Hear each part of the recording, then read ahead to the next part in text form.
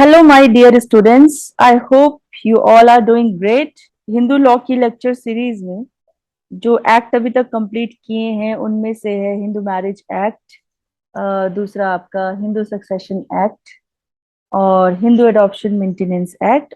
और एक और एक्ट आज हम करने जा रहे हैं, वो है Hindu minority and guardianship act 1956, जैसे कि आप स्क्रीन पे देख सकते हैं। तो अभी आपको मैं प्रेजेंटेशन के माध्यम से इस एक्ट को समझाने का प्रयास करूंगी। तो चलिए शुरू करते हैं इस एक्ट को। यदि हम इस एक्ट के एनफोर्समेंट की बात करें तो देखिए, ये एनफोर्समेंट में आया था 25 अगस्त 1956 को। और ये जो एक्ट है, हमारा एक और एक्ट है गार्जियंस एंड वार्ड्स एक्ट 1890, उसकी कंफॉर्मिटी में होगा। देखिए, हमारे जो गार्जियनशिप रिलेटेड रूल्स हैं उसके लिए ऑलरेडी हमारे पास एक गार्जियंस एंड वार्ड्स एक्ट है। हमारा ये एक्ट उसी एक्ट के अकॉर्डिंग होगा। तो अगर हम बात करें कि इसकी एप्लीकेबिलिटी की, तो ये अप्लाई होता है हिंदुओं पे। और हिंदू कौन है, इसके लिए मैंने ऑलरेडी आपको एक डिटेल्ड वीडियो बना के दिया हुआ है, जिसमें कि मैंने बताया है जितने भी हिंदू, चाहे बाय बर्थ हो, चाहे कन्वर्टेड हो, रिकन्वर्टेड हो, सिख, जैन, बौद्ध, ये सारे के सारे लोग, इवन जो जितने भी हिंदू धर्म के सेक्ट हैं, जैसे लिंगायत, ब्रह्मो समाज, प्रार्थना समाज, ये सब भी क्या है, हिंदू की डेफिनेशन में फॉल करते हैं। और कौन हिंदू की डेफिनेशन में नहीं आएगा? मुस्लिम हो गए, क्रिश्चियन हो गए, ज्यूज हो गए, पारसीज हो गए, ये सब लोग जो है हिंदू की डेफिनेशन से एक्सक्लूड किए गए हैं। तो ऑलरेडी मैंने इसके ऊपर एक डिटेल्ड वीडियो भी बनाया हुआ है और आप लोगों को मैंने क्लास में भी लेक्चर इसका प्रोवाइड किया था, तो आप उसको जाके देख सकते हैं वीडियो में। ये अप्लाई होता है ऑल ओवर इंडिया में, ठीक है। अगर हम इसमें इंपॉर्टेंट डेफिनेशंस की बात करें तो सबसे पहले हम डेफिनेशन देखते हैं कि हु इज अ माइनर, क्योंकि हम गार्जियनशिप की बात कर रहे हैं इसमें। तो गार्जियनशिप तभी होगा जब कोई माइनर होगा। तो माइनर के देखभाल के लिए या उसकी प्रॉपर्टी की देखभाल के लिए हमारे पास गार्जियनशिप का प्रोविजन होता है, ठीक है। तो अगर हम माइनर की डेफिनेशन देखें, जो 18 से कम उम्र का है, ठीक है, जिसकी एज 18 ईयर्स से बिलो है, उसको यहाँ पर माइनर कहा गया है। और गार्जियन की यदि हम डेफिनेशन देखें, वो दी है सेक्शन 4 क्लॉज बी में। तो गार्जियन कौन है? ऐसा व्यक्ति जिसको कि अपॉइंट किया गया है एक माइनर की देखभाल करने के लिए। अगर हम क्रक्स देखें तो Hindu minority and guardianship act का जो एम है वो है गार्जियनशिप का प्रोविजन रखना। किस केस में? एक माइनर की प्रॉपर्टी की देखभाल के लिए, एक माइनर की पर्सन की देखभाल के लिए। तो यहाँ पर गार्जियनशिप दो प्रकार की स्थितियों में हो सकते हैं, एक माइनर की पर्सन के लिए और दूसरा माइनर की प्रॉपर्टी के लिए, ठीक है। अगर हम बात करें मैरिज की गार्जियनशिप की, तो देखिए वो खत्म कर दिया गया है चाइल्ड मैरिज रिस्ट्रेंट एक्ट, जो हमारा अमेंडमेंट हुआ था 1978 में। उसके द्वारा जो मैरिज में गार्जियनशिप होती थी, जैसे कि माइनर को पहले उसके गार्जियन या पेरेंट्स के द्वारा शादी में दे दिया जाता था, तो उस चीज को अब यहाँ पर खत्म कर दिया गया है। और इस तरीके से हम देखते थे कि इस एक्ट के द्वारा केवल गार्जियनशिप दो तरीके की परिस्थितियों में हो सकता है, माइनर की पर्सन के लिए हो सकता है या माइनर की प्रॉपर्टी के लिए। तो अगर हम टाइप्स ऑफ गार्जियन की बात करें कि कितने प्रकार के हमारे पास गार्जियन होते हैं, तो देखिए यहाँ पर मेनली 4 प्रकार के गार्जियन हैं, जिनमें कि नेचुरल गार्जियन है, एक गार्जियन बाय विल होते हैं, एक गार्जियन बाय कोर्ट होते हैं जिनको हम डी ज्योर गार्जियन भी बोलते हैं, और एक होते हैं डी फैक्टो गार्जियन, ठीक है। तो अभी हम इन चारों टाइप के गार्जियंस को डिटेल में स्टडी कर लेते हैं। सबसे पहले अगर हम बात करें नेचुरल गार्जियन की, तो देखिए इसका जो सेक्शन है वो है 6।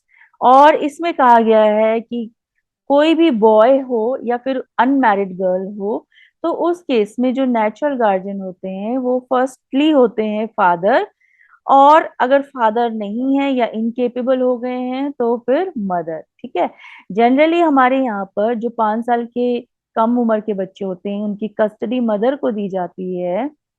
पर नेचुरल गार्जियनशिप की अगर हम बात करें तो पहला अधिकार फादर को दिया गया है। अगर फादर नहीं रहते हैं, यानी उनकी डेथ हो जाती है या वो किसी प्रकार से इनकेपेबल हो जाते हैं, तब उस केस में कस्टडी मदर को दे दी जाती है, या फिर उस केस में नेचुरल गार्जियन जो होती है वो मदर होती है। हाउएवर, अगर हम इलेजिटिमेट बॉय या फिर इलेजिटिमेट अनमैरिड गर्ल की बात करें, तो उस केस में मदर ही क्या होती है, नेचुरल गार्जियन होती है। और इन केस अगर मदर नहीं है तो जो भी प्यूटेटिव फादर होते हैं वो नेचुरल गार्जियन हो जाते हैं। अगर हम मैरिड गर्ल की बात करें तो देखिए, मैरिड गर्ल के केस में फिर उसके पेरेंट्स का कोई भी राइट नहीं रह जाता है नेचुरल गार्जियन बनने का। उस केस में उसका हस्बैंड हो जाता है नेचुरल गार्जियन। मैरिड गर्ल चाहे वो माइनर है या मेजर है, इन दोनों ही केसेस में जो उसका हस्बैंड है वो उसका नेचुरल गार्जियन हो जाता है।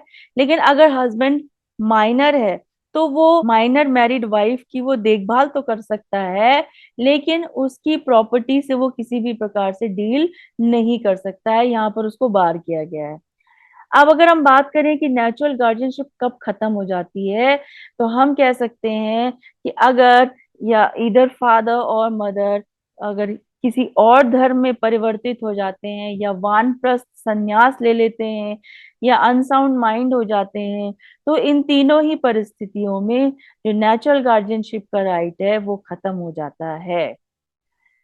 तो नेचुरल गार्जियनशिप अगर हम देखें एक एडॉप्टेड सन की, तो वो किसके पास होती है, तो देखिए सेक्शन 7 कह रहा है कि पहली जो राइट है वो फादर के पास होगी, और अगर फादर नहीं है तो फिर एडॉप्टिव मदर के पास। देखिए, एडॉप्टिव फादर वो होते हैं जो अडॉप्ट कर रहे हैं, ठीक है, और एडॉप्टिव मदर वो होती है जो अडॉप्ट कर रही है।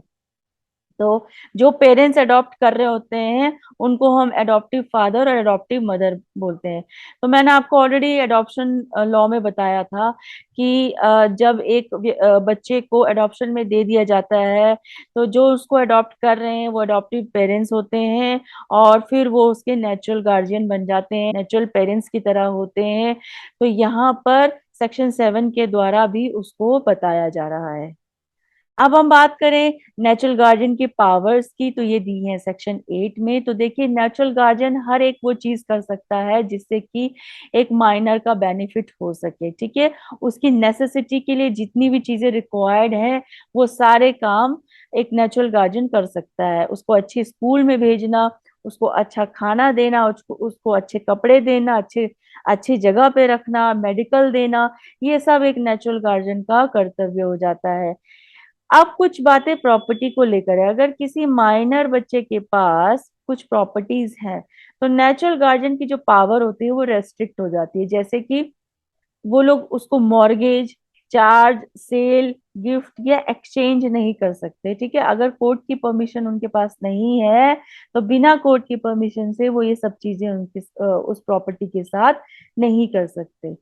इसी तरीके से वो उस प्रॉपर्टी को केवल 5 साल तक की लीज के लिए दे सकते हैं, और ऐसे टर्म के लिए जो माइनर के मेजर होने के, यानी कि उसके 18 इयर्स को अटेंड करने के बाद मैक्सिमम 1 साल तक के लिए लीज पर दिया जा सकता है।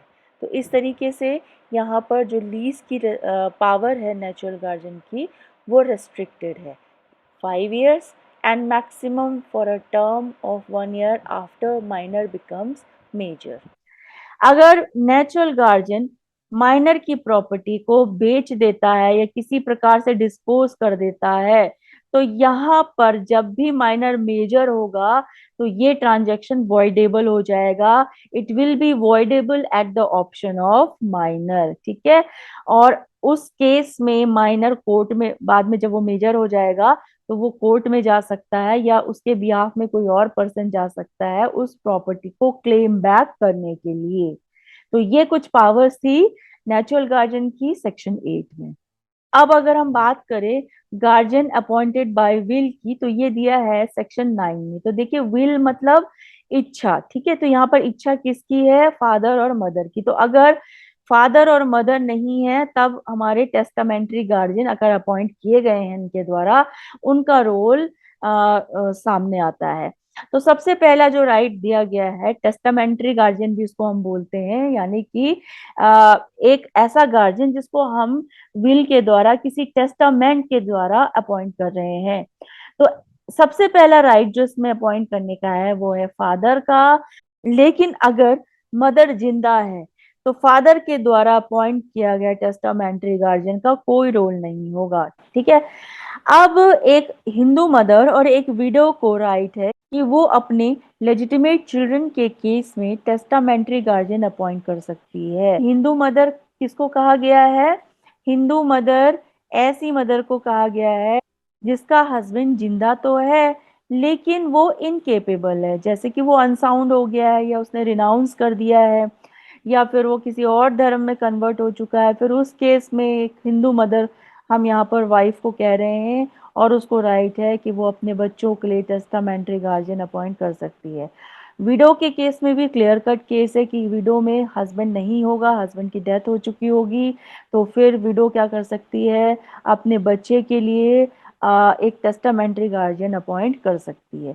इसी तरीके से एक हिंदू विडो और हिंदू मदर को राइट है कि अपने इलेजिटिमेट चिल्ड्रन के लिए भी वो एक टेस्टामेंट्री गार्जियन अपॉइंट कर सकती है। टेस्टामेंट्री गार्जियन का जो रोल है वो तभी इफेक्ट में आता है जब नेचुरल गार्जियन इस दुनिया में नहीं रहते हैं, या फिर वो किसी कारणवश इनकेपेबल हो जाते हैं। ठीक है।